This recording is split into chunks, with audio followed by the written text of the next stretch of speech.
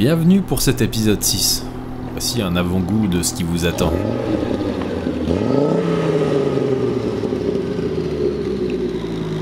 Mais avant ça, il y a encore un peu de boulot à abattre. Alors, j'ai reçu ce carton d'un anonyme notoire. Certains l'appellent farine de blé. Cet homme a été suffisamment généreux pour m'envoyer voilà, From Far Away with Love. Ah, apparemment je vais être obligé de faire du rupteur avec. Eh bien, l'injonction sera respectée.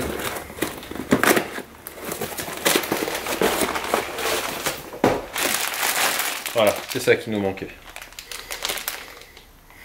Du moins, plutôt celui de gauche, mais je pourrais peut-être mettre les deux, je sais pas. Voilà. À gauche, dans un premier temps, sera bien suffisant. Allez.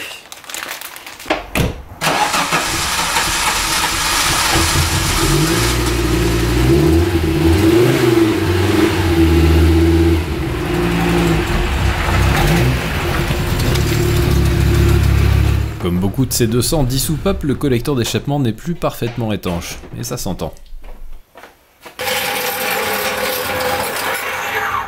Pour rappel, si le remplacement de cet étrier était indispensable, c'était pour deux raisons. 1. Le système de cam du frein à main semblait bien HS, et de 2. Il avait précédemment été bien bricolé au niveau de sa vis de purge, et même si j'avais réussi à le rendre étanche, il n'était plus possible de purger ce côté correctement. Après cette séance, côté gauche, je me suis aussi occupé de remplacer l'avant droit. Les 4 étriers sont donc dorénavant neufs sur cette 200, et c'est un bon point de départ en vue de l'exploiter sérieusement sur la route. Trop de fixation, donc il tient par l'opération du Saint-Esprit.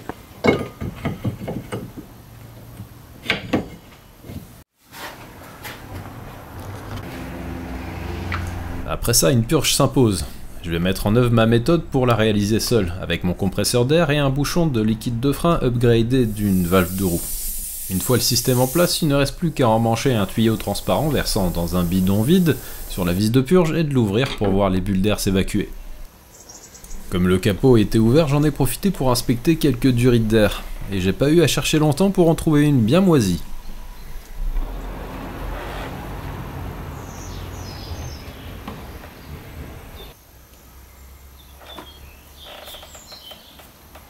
Le Gadget appréciera ce progrès en vue d'une étanchéité parfaite.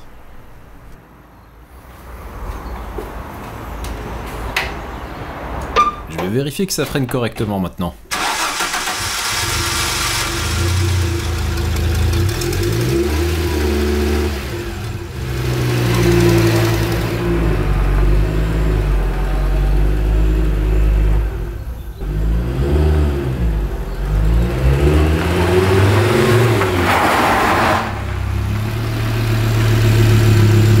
J'arrive à amorcer un bon blocage de roue, il y a donc un net progrès.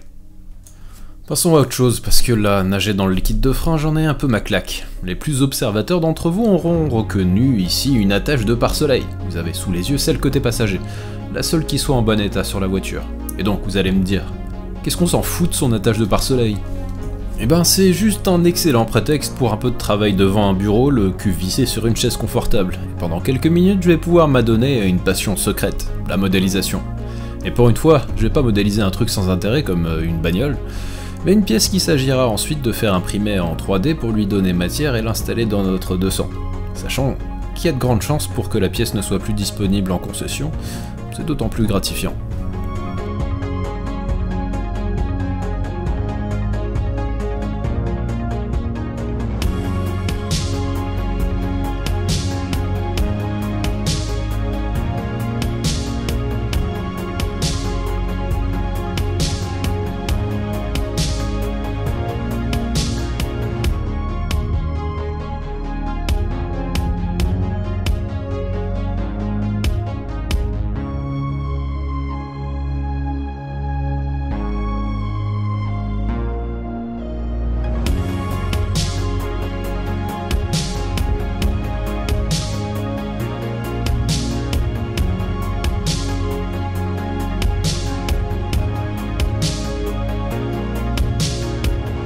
Et voilà le genre d'engin qu'on trouve chez Christophe, notre pâtissier préféré. Un grand merci à lui pour avoir accepté de monopoliser sa machine pour cette petite babiole.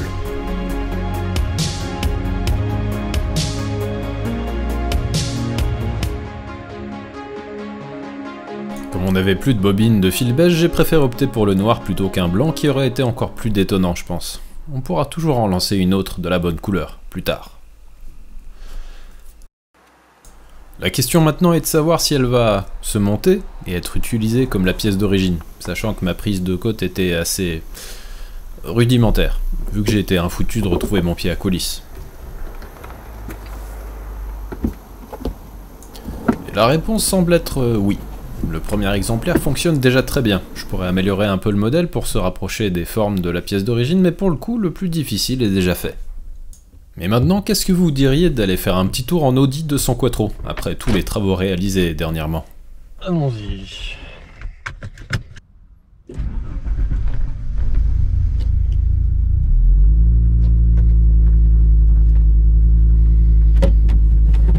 Elle démarre pas si mal, hein. Surtout depuis que j'ai changé une des durites qui était très très percée dans le circuit de recyclage des vapeurs d'huile.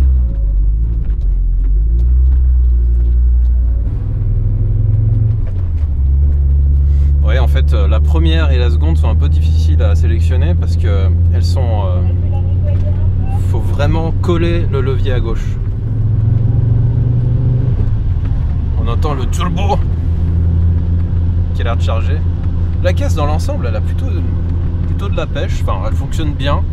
J'ai pas testé vraiment ce qui concerne les performances à bloc, mais il y a du potentiel. Par contre clairement les amortisseurs et ressorts qui sont montés dessus rendent la voiture assez ferme, ce qui n'est pas le cas d'origine, et je sais pas trop comment elle va se comporter en cas de conduite sportive.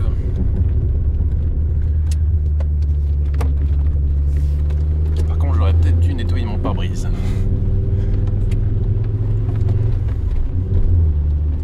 La conduite est quand même assez différente de celle que j'ai connue sur les précédentes 200.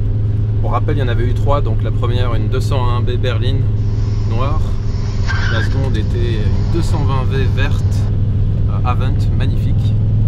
J'ai pas gardé justement parce qu'elle était un peu trop jolie pour ce que je comptais faire avec la voiture, c'est-à-dire faire le con dans la neige. Et la troisième, c'était une sortie de grange, entre guillemets, sortie de parking de stockage, une jolie 201B, donc de soupape 200 chevaux en break rouge tornado. Elle était sympa aussi celle-là, mais... Qu'est-ce que tu dis ?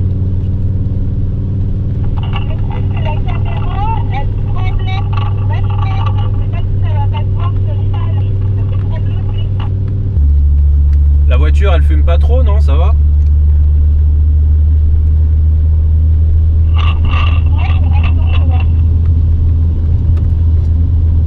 Bon, apparemment, la voiture ne fume plus tant que ça.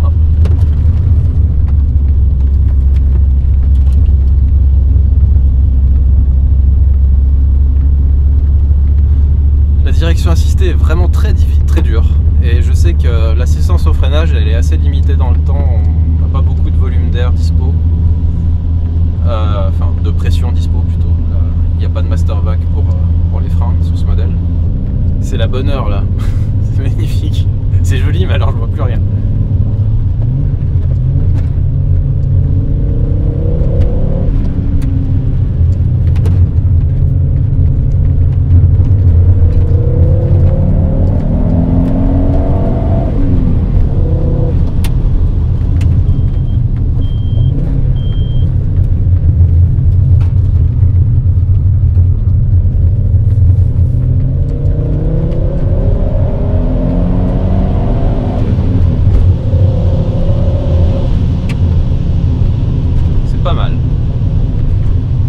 Que là c'est pas une 1B, donc c'est pas une version 200 chevaux.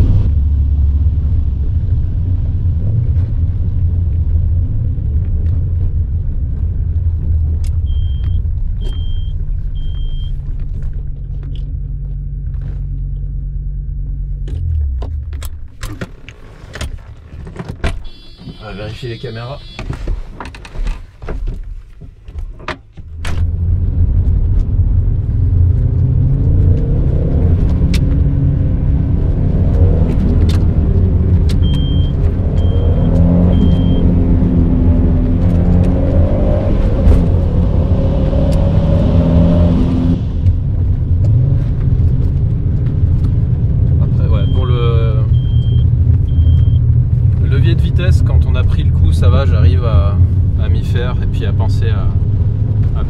levier à gauche pour les passages des deux premiers apports. Le bruit que vous entendez peut-être, le petit claquement, c'est en fait sous la voiture. La ligne d'échappement, elle n'est pas très bien centrée. Du coup, ça vient taper à certains endroits de la caisse. Il faut que je règle ça de nouveau. Là, j'ai un des 4 pneus. C'est un vieux pneu neige que j'avais monté dans un premier temps. J'ai pas encore eu la possibilité de monter neuf. Donc, c'est pas là que je vais pouvoir vraiment tester la tenue de route. Et dans tous les cas, franchement, ce que j'ai mis là, c'est des pneus premier prix. Ça m'a pas l'air génial. En fait, j'aurais dû acheter des pneus neige. Je sais pas pourquoi, j'ai pas pensé. Achat à refaire probablement. Ce qu'il faudrait qu'on fasse, c'est donner un petit coup de propre à la voiture quand même, parce que elle le mérite. Bon, ça me donnera peut-être envie quand même d'attaquer assez franchement les travaux de carrosserie.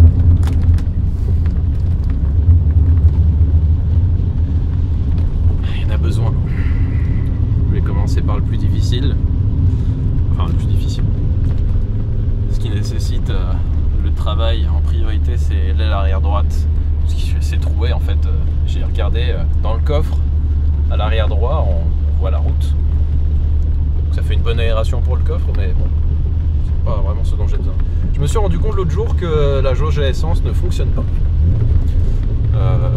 Mais je me souviens plus comment j'ai réinstallé le foutoir dans le réservoir. Je dirais le ressortir, à mon avis, bon, j'ai dû merder quelque part. Le moteur tourne vraiment bien, franchement, je suis assez surpris. Et au fur et à mesure des kilomètres, ça a tendance à s'arranger. Je pense que dans quelques temps, je remplacerai le filtre à essence, parce que là, il doit commencer à saturer s'il y avait un petit peu de dépôt dans les canalisations de carburant. À terme, ce serait quand même pas idiot de faire un nettoyage ultrason des injecteurs, je pense. J'aime bien le son de cette voiture avec cet échappement pas d'origine. Pour l'instant, je suis tenté de la laisser tranquille en l'état. Et là, j'ai dû mettre à contribution la 200 pour avoir le droit de garder les étriers gracieusement envoyés par Monsieur Blé.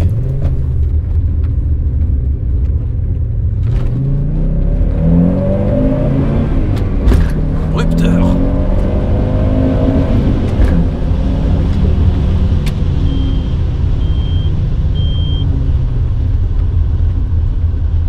Donc je vais pouvoir garder mes étriers.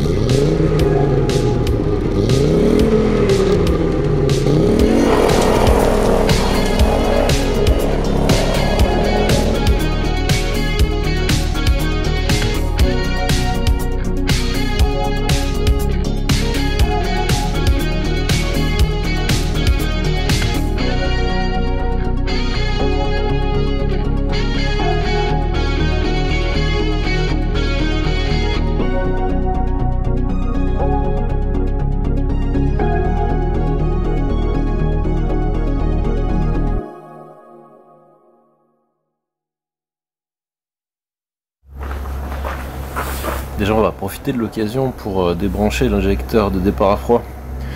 Comme vous avez pu le constater jusqu'à présent, on peut pas dire que dans cette situation la voiture démarre au quart de tour impeccable. Elle tourne même très bas dans ces conditions. Donc ça peut être intéressant de voir si ça vient pas de là. C'est assez courant comme panne. Et l'objectif ce matin, c'est de changer le liquide hydraulique centrale, comme ils appellent ça. Mais en fait, c'est l'eau liquide de direction assistée qui est utilisée aussi pour l'assistance au freinage.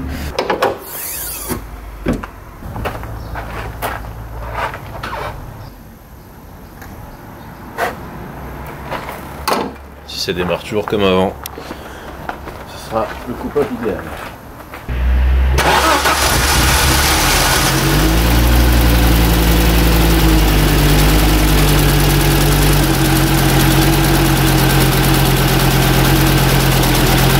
Alors ça c'est surprenant. Sans l'injecteur de départ à froid, elle démarre mieux qu'elle a jamais démarré. Ce qui laisserait à penser que le réglage de CO du ralenti est complètement foireux. On tournerait beaucoup trop riche. C'est possible. Si je me dépêche de m'occuper de ce liquide en particulier, c'est parce que la voiture me fait savoir par ses cris stridents qu'à chaque freinage, le niveau d'assistance est jugé insuffisant. Et je tiens à mes oreilles, et aux vôtres. Donc il faudrait réussir à arranger ça. Pour tenter de vidanger au maximum le circuit, je vais déposer les canalisations, côté pompe, mais également côté vase.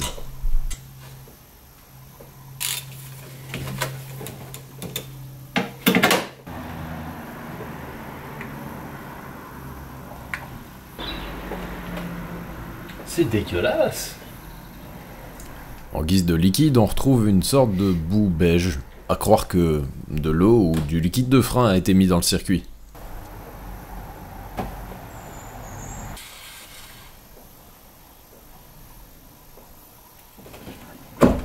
Je serais prêt à parier que toutes ces durites et canalisations sont celles d'origine. Et là, croyez-moi, les déposer sans rien casser tient du miracle. Sur les 4 durites connectées au vase de liquide, il y en a même une que j'ai décidé de laisser en place. Trop risqué, surtout quand on considère que le gain à déposer est discutable.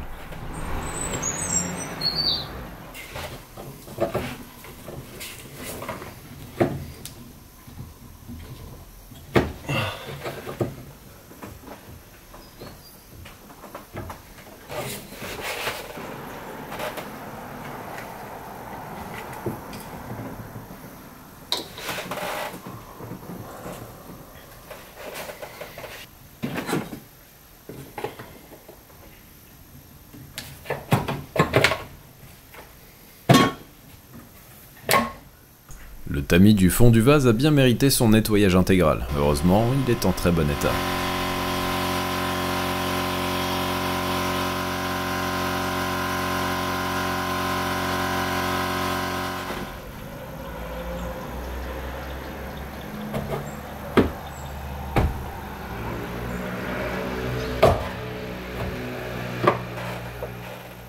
Et voilà du liquide hydraulique minéral, bien connu des citroënistes.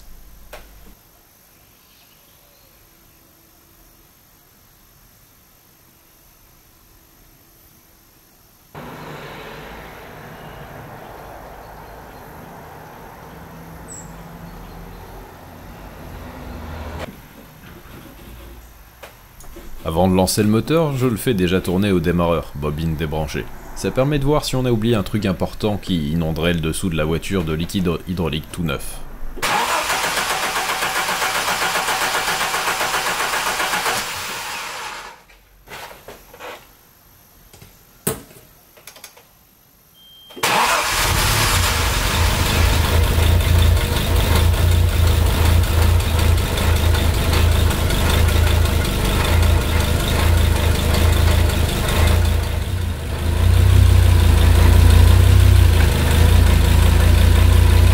Pour purger le liquide, je suis allé de butée en butée avec la direction. Et sur le chemin, de la roue avant droite se trouvait le trépied.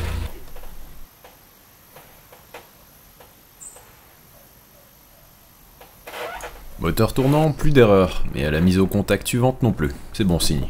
On dirait bien que le problème est résolu, ou au moins partiellement résorbé. La 200 peut donc être déclarée Smells like gasoline compliant, et reçoit donc la vignette de la chaîne. Si elle vous tente, elle se trouve encore sur le compte Tipeee.